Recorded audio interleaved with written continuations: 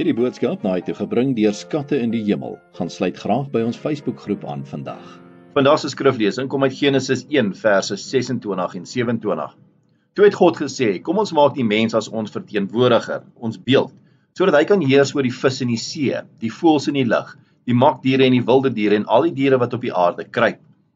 God het die mens geskep as sy verteenwoordiger. As beeld van God het hy die mens geskep, man en vrou het hy hulle geskep. Vandag se boodskap is getiteld ons eerste prioriteit. Toe God ons gemaak het, het hy binne in ons 'n bewustheid van sy teenwoordigheid geskep. Paulus verduidelik hoekom hy dit gedoen het.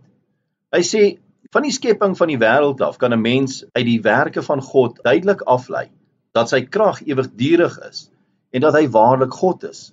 Hoewel dit dinge is wat 'n mens nie met die oog kan sien nie, vir hierdie mense is daar dus geen verontskuldiging nie. Dit kom uit Romeine 1 vers 20. Jy sien, God het ons gemaak om interaksie met hom te hê. Die mensdom doen dit egter heel dikwels heeltemal verkeerd.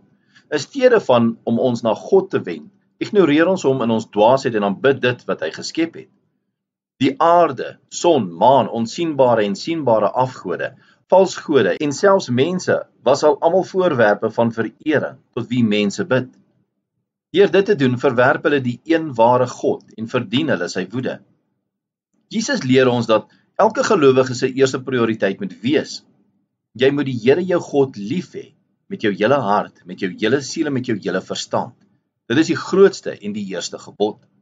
Deur gebed groei en floreer ons verhouding met God. Gebed maak dit vir ons moontlik om in gemeenskap met God te wees. Dit is sy manier om op 'n een-tot-een basis met ons te kommunikeer, om ons deur die Heilige Gees te lei en ons ryklik te seën. Kom ons bid saam. Hemelse Vader, dankie dat U 'n belofte aan U teenwoordigheid en bewustheid van U liefde in ons vasgelê het. Help ons om deur die Heilige Gees daardie liefde in Jesus se naam te aanvaar en dit in ons verhoudings met ander uit te leef. Ons bid dit in Jesus naam. Amen.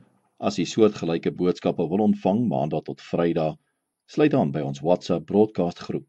Stuur net jou nommer na 072 581 2973.